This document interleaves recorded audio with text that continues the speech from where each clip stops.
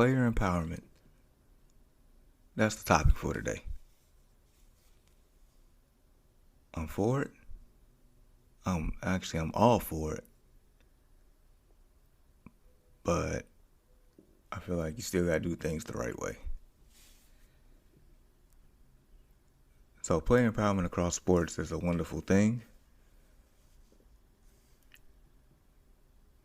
Because at the end of the day, especially in professional sports, it's a business. It is at the end of the day, it's all about the bottom line. Even in college, we learned that for a very, very long time. Where plenty of colleges has benefited from student athletes generating numerous amounts of income for that university and players not seeing a dime. And with them, I understand that they are student and then athlete, student athlete. However, without them, a lot of the resources, fame, fortune, prestige from these schools, wouldn't exist. So I'm happy that the name, image, and likeness, also known as the NIL, in regards to that, has become a thing, has become legal for college athletes. I am very excited about that because it levels the playing field. So not only that, college athletes, can finally get paid or compensated, whatever, from outside source, from a third party, but also levels the playing field for recruiting in smaller schools. And yeah, of course, the big D1 schools get, or more so, they already have the resources already, and still will more than likely still attract a lot of the 5-star recruits. But there's going to be 5-star recruits now that would entertain a smaller school, something that's probably more comfortable for their particular situation, something that may benefit them more so than a bigger school, that they're just, another player. And could probably still get paid from a local business there.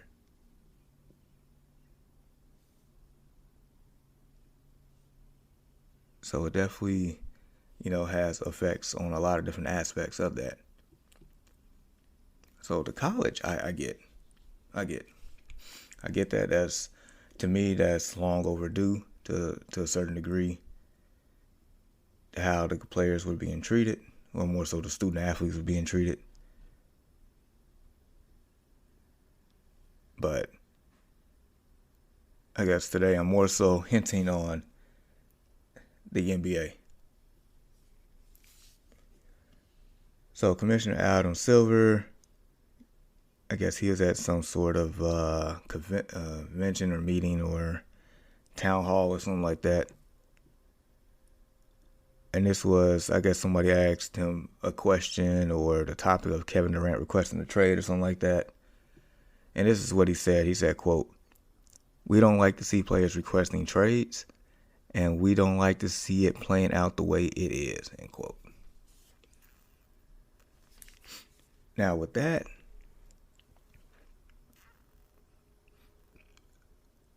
it's like with that, I get both sides. So more so in the last, 15 to 20 years, players in the NBA have started to treat the game more so as a business as opposed to just a game. Players before then, to my understanding, it was just more so about the game itself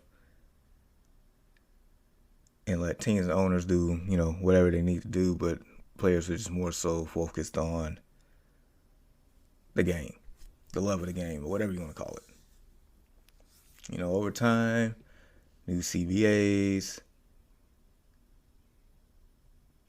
inflation, superstar athletes making all this money end up broke. I mean, there's a whole documentary called Broke on ESPN 30 for 30.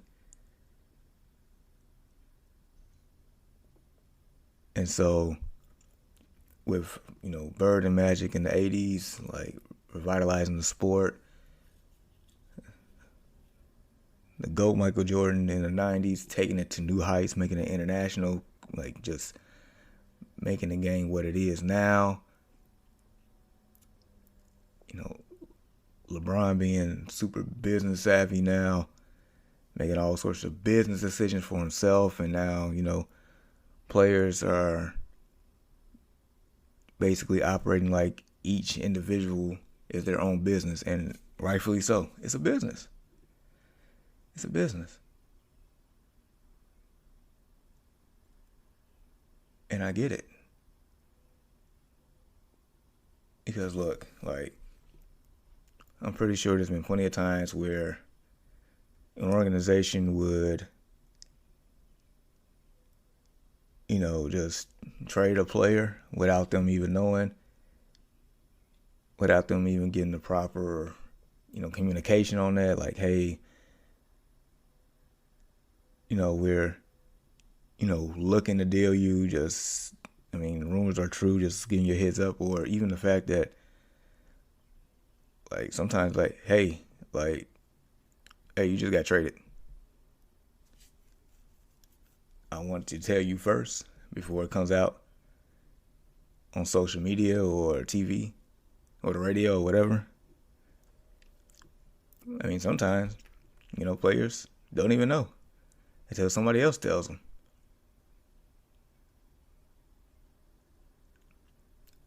Heck, I think I remember when Darren Williams was in the league, when he was a star for the Utah Jazz. If I'm not mistaken, he found out he was traded by watching SportsCenter when he got traded to the New Jersey Nets at the time.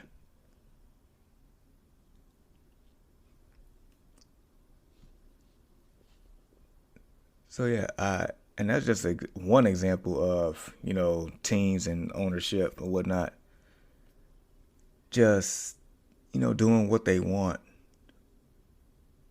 with players who are, the catalyst for bringing in all sorts of revenue for the league. Like, the NBA isn't the NBA without the star players making it the NBA. That's first and foremost. Like, you don't have a league without players. Like, a trucking company doesn't have a company without trucks and drivers. Like, it goes hand in hand, right?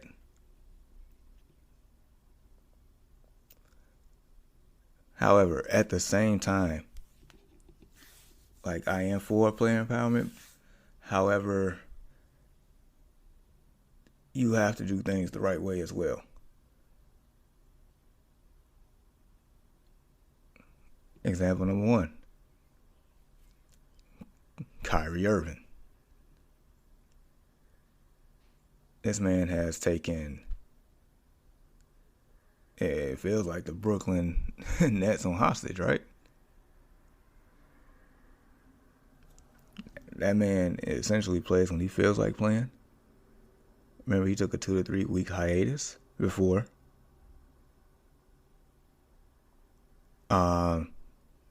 That man, I guess he didn't get the vaccine. Now that one right there is a little different. Like, you do what you have to do for your own body. I'm not saying that you have to take it, but more so, I'm just pointing to the fact that 14 other guys on the team took it. I guess as far as being part of the team, he didn't. So therefore, he was only allowed to play half the games until New York lifted the mandate. That's all I'm saying.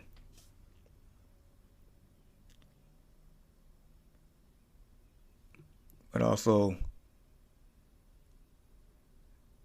it's like, and then you hear rumors of Kyrie undermining the coach. And then, of course, lately, Kyrie was hinting of opting out of his contract, but, he'd be a fool not to do so. I mean, he'd be a fool to do so because he's leaving $36 million on the table. And then trying to demand his trade to the Lakers and trying to force his way to LA. Like aggressively and passive aggressively. It's just one thing after another. That's just example number one. Example number two, his current teammate, Ben Simmons. Yeah, that guy. Well, I don't even remember. No, I do remember. The last time he was on the court, he was scared to dunk on Trae Young. That's exactly what happened. He was scared to dunk on Trae Young. Now,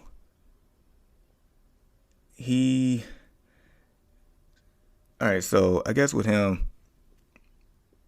it was more of a mental thing, and he had back problems. That's what, they're leading on, but the court of public opinion basically saying that, like, really, you don't have any of those issues, and you just don't want to play for the Philadelphia 76ers until you get traded. Then once you got traded, like, okay, he's going to, come back and play. But now he has a back issue. He just don't want to play at all. I mean, if that's the narrative, that's fine.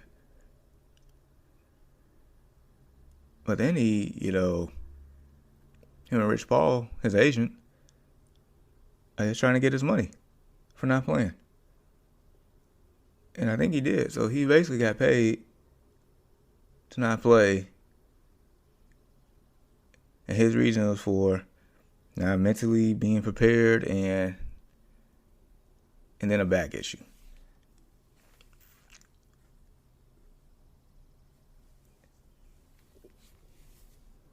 I mean, I get where you're coming from, but the optics does not look good on that whatsoever.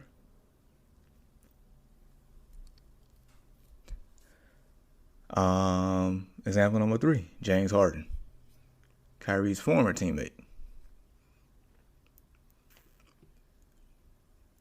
I mean, are we going to forget, like, a couple years ago that James Harden showed up to training camp with the Houston Rockets super overweight and passive aggressively,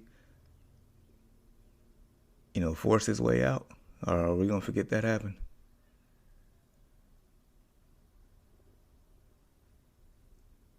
Yeah, that really happened.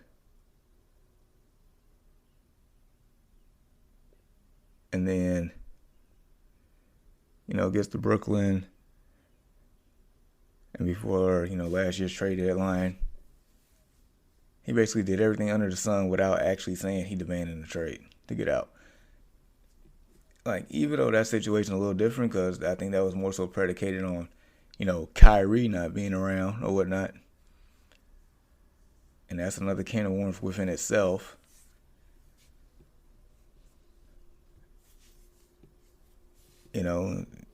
Eventually Harden got traded to Philly.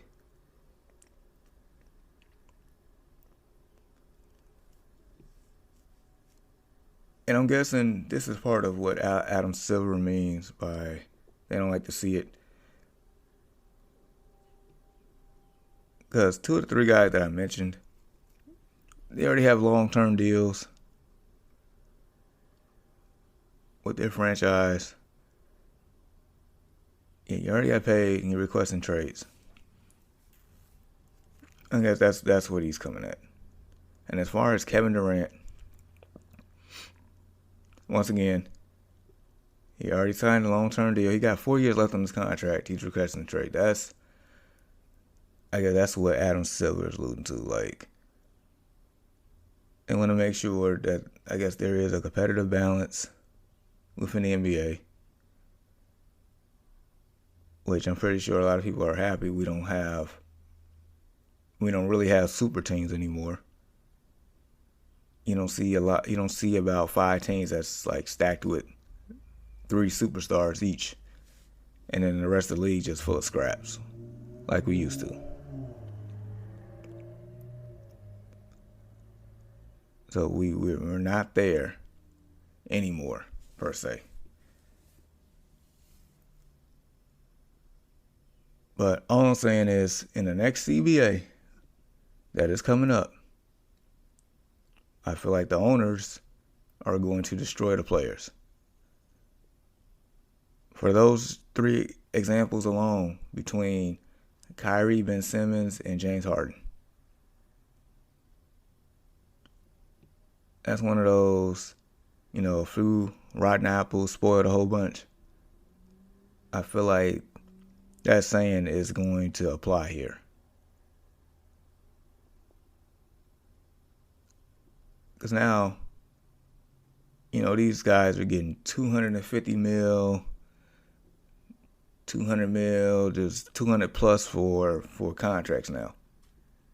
Or the average yearly, contract on short extensions, you're talking about 40 to 50 to 60 million dollars a year, which is insane.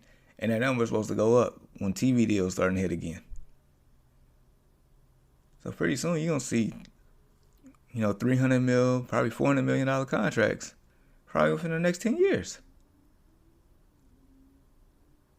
That's insane. But the league also, expect the players to actually play.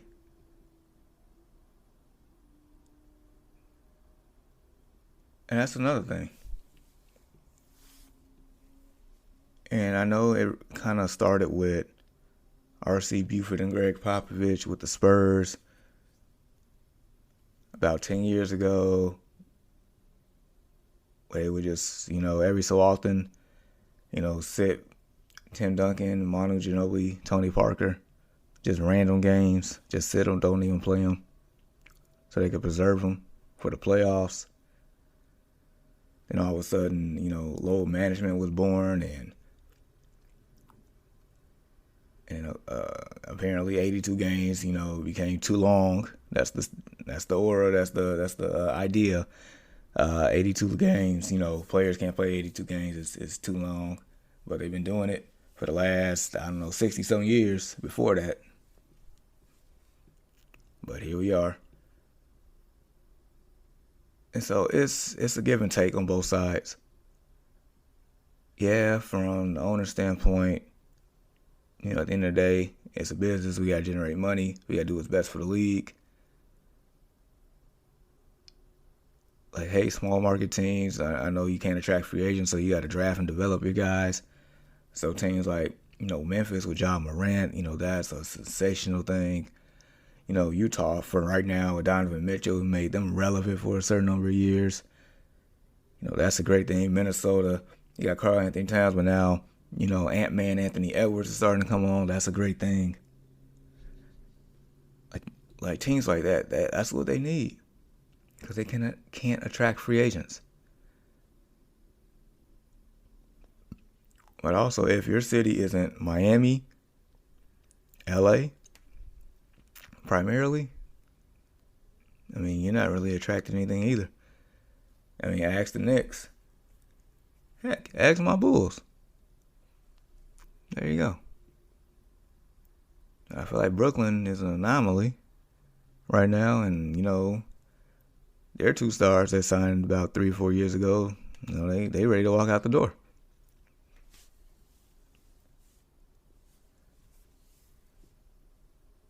So yeah, I get it from the league standpoint, and I get it from the players' standpoint. Because the players know that the owners and management can be very cutthroat. Don't care that, a player is, not only he's a member of the team, but he's a member of that particular community. Family's already situated, got to pack up and move.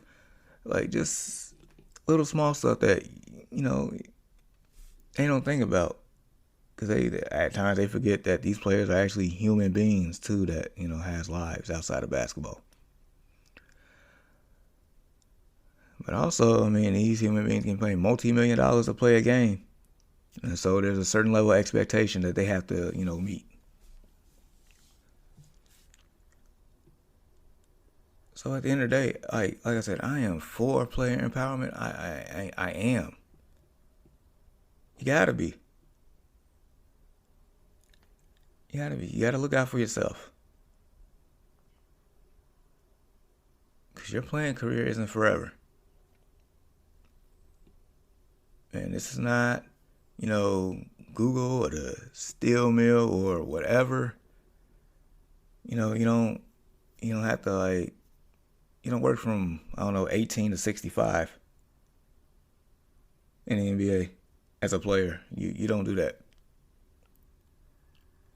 Your career is short. So if in that time span you have to get as much money as you can. Now, only a few are fortunate to actually, have a legacy and win titles and stuff like that. But for the most part, guys that make the NBA, it changes the game. It changes their lives for their families. And if you can make it to that second contract, you're talking about generational wealth.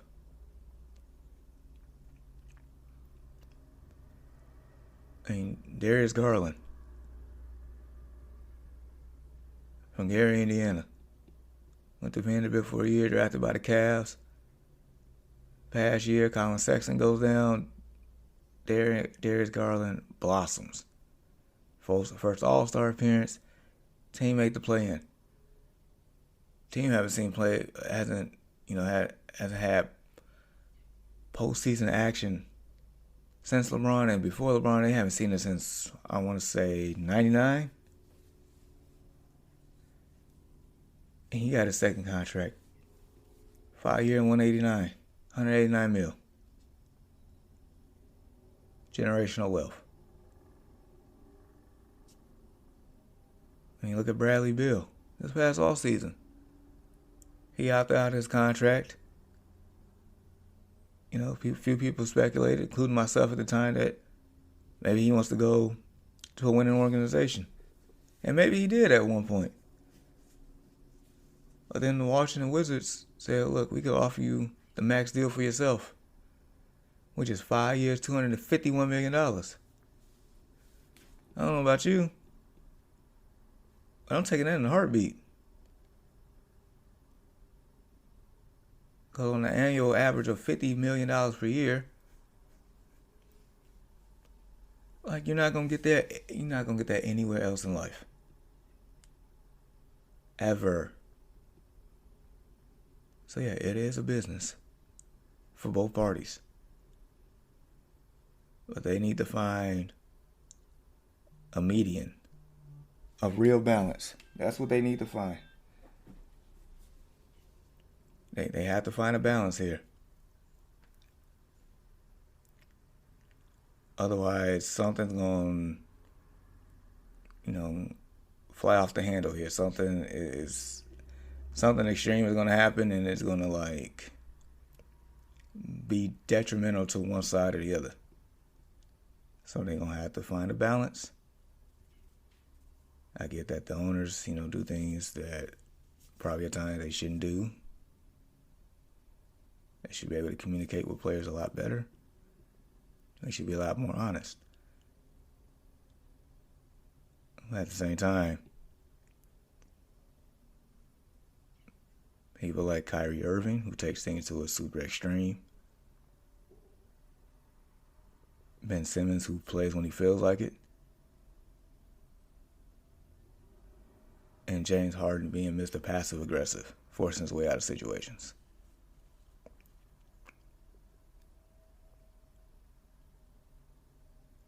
It's like you get paid multi-million dollars and they expect y'all to play. And I'm telling you, in a new CBA, the owners are going to get them. That's just the reality of the situation. The owners have had enough. There's going to be a lot of changes unless they can come to a happy median. That's just what it is. So we'll see how We'll see if Brooklyn trades the man or either one of them. We'll see what happens. They don't have to trade any one of them if they don't want to. They have the leverage. If they choose not to play, they don't get paid. It's whatever. But I know Kevin Durant, he loves the game of basketball, so he's going to play regardless. Kyrie, that's a whole nother situation. He's willing to sit out. Fine. They don't have to trade unless they find the right deal for their team. We'll see. All right, that's my time for today. Catch your boy, JGoodWithSports, on social media, Facebook, Instagram, TikTok, Twitter. Continue to rock with me right here on the No Offense Radio app and the No Offense Network. Continue to rock with your boy. I'm here Sundays, Tuesdays, and Thursdays. So on Sunday, we'll just keep it moving. Until then, you all have a great day. Much love. Peace.